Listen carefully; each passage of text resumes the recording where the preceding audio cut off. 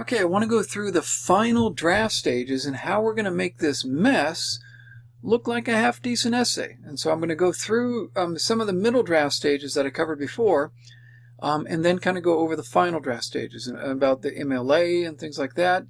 And I'll walk you through some of it. Many of these issues, I'll be very clear about. Most of you guys probably know a lot of these things, but many of you probably don't know a few of them, or a half dozen of them, or maybe all of them, but let me go through it. So I want to walk through all of these issues, and take notes as you're going through, and maybe you might want to watch this more than once. I will cover the formatting and generally what you're going to want to do with developing the content in the later draft stages. Now, as you remember from last time, what we had was the middle draft stage, and it really set up, and this, I'll call up the early draft stage for a little bit. The early draft stage, if you remember, was focused on you getting the quotations and writing out the descriptions and then analyzing them, okay? And you had to do that for the body paragraphs. Write an early draft stage of the, descriptions for each, quotations for each of the body paragraphs, write the descriptions for each, and then shifting gears into why it's important, the analysis. And then we wrote all that up and we put it all together and then put it into the middle draft stage. And you remember walking through all this with me. What we added here were these things. We then had to type up the context. Who was speaking to whom about what? Okay? And then we rewrote the quotation and then rewrote the description, which I feel for you. Rewriting the description seems so redundant. But you guys probably made a lot of improvements after you wrote the descriptions. And you should notice that we're writing the body paragraphs and we haven't gotten to the introduction yet. Okay? But then you rewrote the analysis.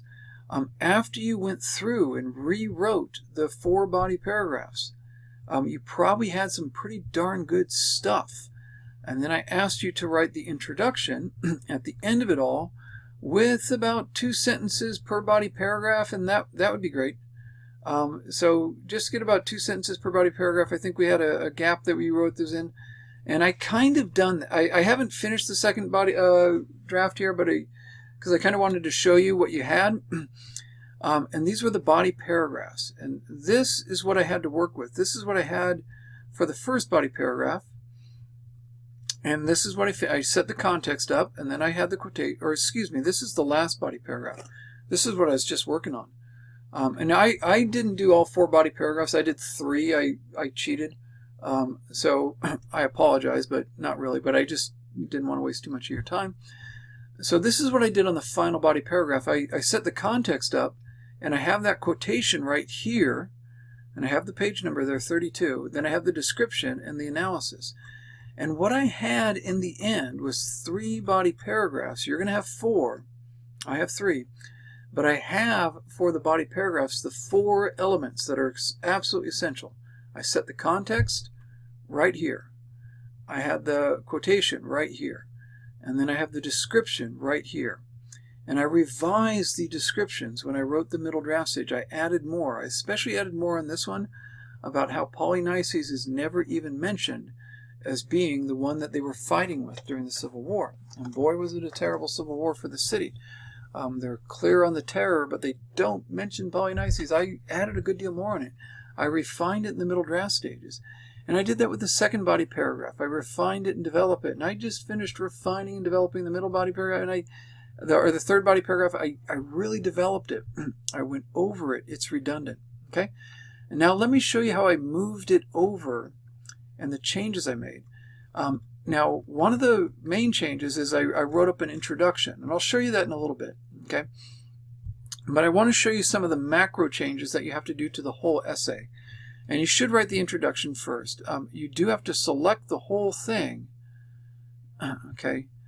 And I just went over it with my mouse, and you can go over it if you want to. I prefer doing it this way. Putting my cursor there, and then I just hit the shift key, and then I hit the down arrow key. I prefer doing it that way. When I worked as an editor for years, that generally worked better. So anything I do applies to the whole essay because I have the whole darn thing selected.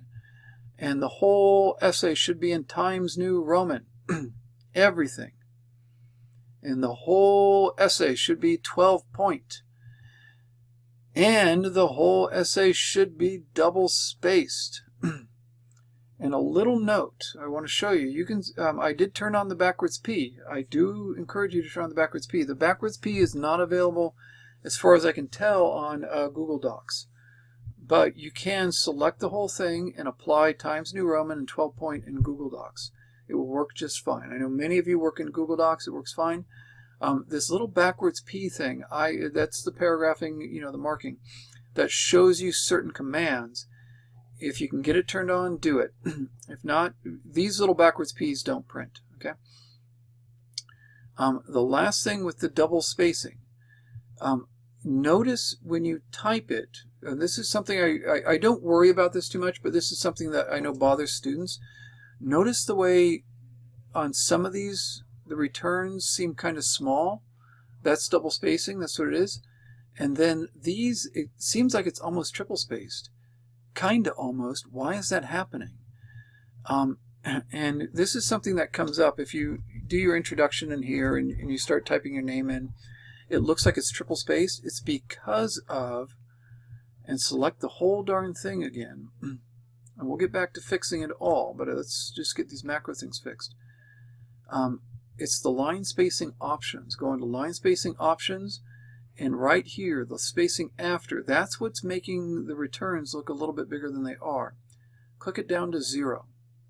What it's often set at, it depends on where your defaults are set. This is not usually a big deal, but Microsoft is often setting the defaults at 8 points for spacing after the hard returns. So just turn those down to 0, bang, and now it all should look double spaced. Notice that this doesn't look like it's spaced that widely anymore. It doesn't look like it looked like it was triple spaced before. It wasn't. But now it doesn't look that way. So you can do it that way. Okay, and that's helpful for some folks.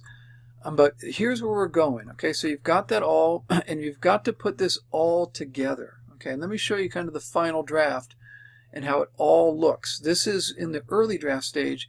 You've got the context separate from the quotation, separate from the description, separate from the analysis. We're going to move these all together into a single body paragraph. And I'm going to show you how. But I'm going to show you how it's going to look, okay? What you're shooting for. This is a version that's pretty much done where I've written the introduction and I've made it look kind of good. Let me get myself out of the way.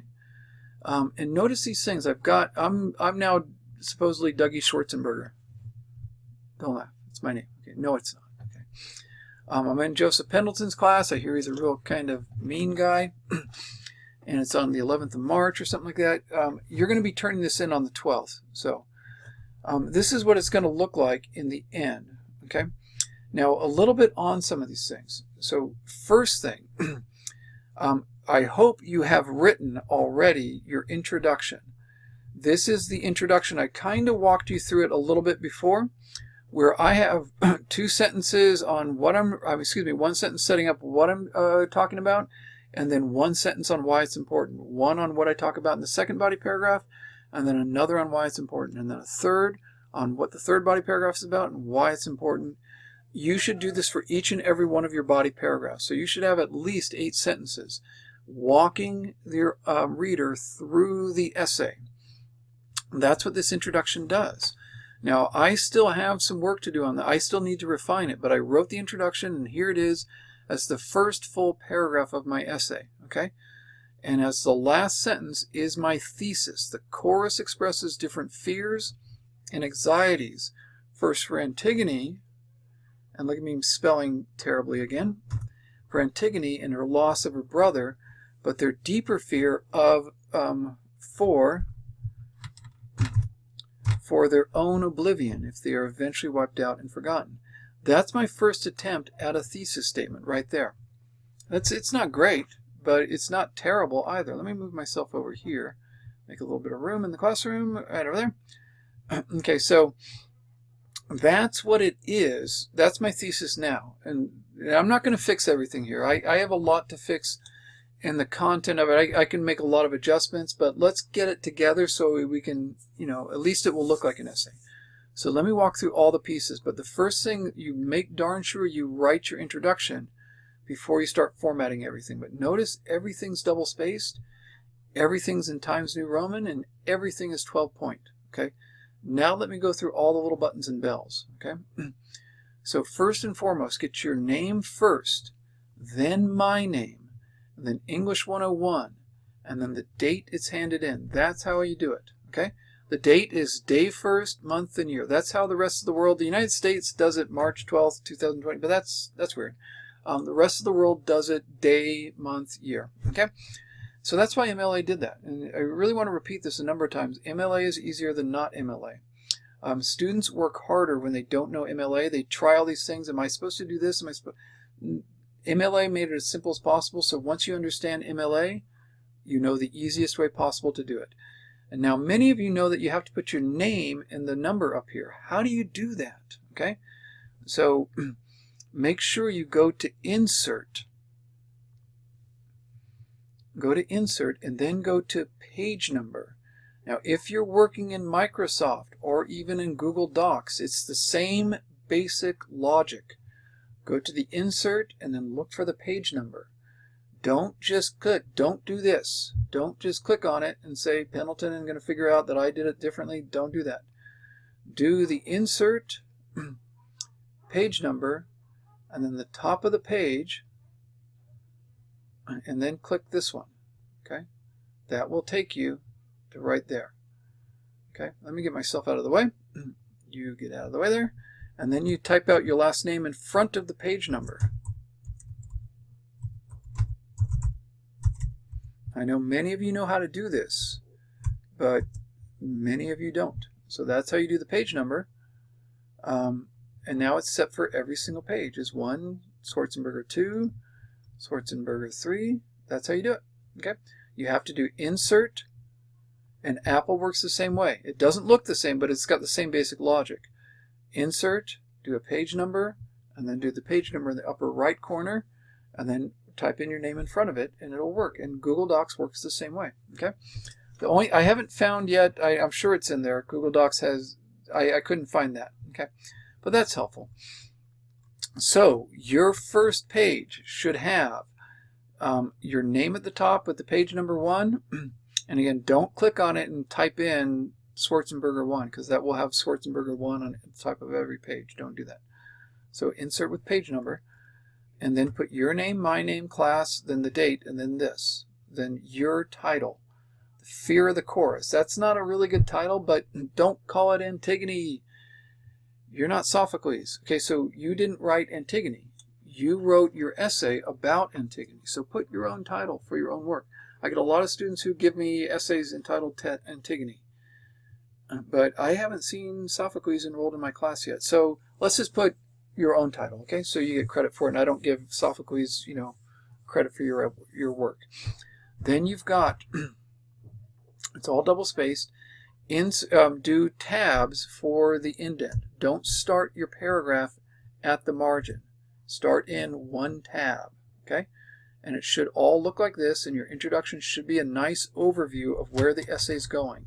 After I read the introduction, there are no surprises. And your thesis needs to be the last sentence of the introduction. That's right here, okay? That's right here. But spell brother correctly, okay? Don't end up like Schwarzenberger over here. He makes all these mistakes. So that's your thesis, and it is not on a separate paragraph. It is the last sentence of the introduction. That's what it looks like, okay? And then I get to the first body paragraph. Here it is right here. Notice what I get a lot of. You're not going to do this. You won't do this. Don't do that. That is an extra return in between the introduction and the first body paragraph. You don't need that. So start it right there. But of course, don't start it at the margin. Tab it in one. Okay? And again, I will repeat, I know most of you know that, but many of you do not, because I know that because if I don't go over it, people do this. Then I've set the context. And this quotation is actually, now this is something you should check. If your quotation is 4 lines or more, it is a block quotation, and I'll get to that with the next body paragraph. If it is fewer than 3 lines, it's an integrated quotation. This one I chopped down so it could fit in as an integrated quotation. This one is only, well, this one's only 1.5. Your quotation should be 3 to 6 lines, so this one's a little bit short. But we put the backspaces in between them. The back line's in like that, so that's how we're formatting it. And no piggies there, okay? No piggies at all. And then we go through it, and then the end of the first body paragraph, and then we hit return, and we start here with a tab to start the paragraph off, okay? This is the beginning of the second body paragraph, okay? And then we have the quotation. If you need to bump it in, you hit this button right here, okay? Usually you guys have it formatted like that when you're starting in the middle draft stage. When you're going into the final, you just hit one of these bumps, and that makes it better. And there you go. That's the second body paragraph. Then the third one, and this is exactly how you format block quotations. You set it up, set the context, that's where the indent is, and then this is all bumped in, 5 spaces, okay, or one, or a half inch or 1 tab, the whole thing is, bump it in with this, okay? And then you have your description, and then at the bottom, the analysis. And that's what I'm looking for. That's where your idea is really good. Your analysis is going to be right there. But you've got to set the context, and you need the evidence. You need to walk me through it carefully so I can start seeing this from your eyes. That's what the description does. It really, let's undo that. Really what the description does is it lets me see the evidence from your perspective. It doesn't really give me your analysis yet, but it gets me on your shoulder and lets me look right how you're looking at it, okay? And then we have the conclusion. I only have a 1-sentence conclusion. That will be it for now. Your conclusion should take your introduction and turn it on its head. And then we have the works cited. Works cited is centered on a separate page. You hit Control-Enter, and it puts you on a new page. Then the author is Sophocles, Antigone is the work, and then put the translators, the publisher, the year, and the print. Now, one thing that's confusing for folks and frustrating is when they type it in, it looks like that. And notice if I hit tab, the whole darn thing goes in. And boy, that's frustrating. What you need to do is type it in like this, leave it like that. Don't do this. Don't hit a tab and knock in the first line. What you want is the second line knocked in, but it doesn't let you do that. And that's where you get, you go bonkers. This is what you need to do. You put your cursor right there in front of the last line and hit enter. Okay? You can see I have the enter entered. And right now I have the enter entered. But it's not going to print out. It's going to look like that. But it's there. Now if I hit the tab, bingo. That's what it's going to look like. That is a hanging indent. That allows you, they keep it part of the works cited. Not just, you guys only have 1 work in here. So it looks like it's kind of silly to be doing this. But if you had like 10 works, notice that the name stands out. That's what that kind of formatting does. It allows the reader to see the name of the author more easily. Okay? So take care of all those things, and works cited is at the end, and it's on a separate page, and it's centered, and not references. References is for APA. We'll cover that another day. That's what you're looking for in the formatting. Okay? So that's basically it. Get the essay done. Get it submitted by tomorrow, by the evening, by end of the day, and you're in good shape. Okay? Good luck with this, you guys. Take care.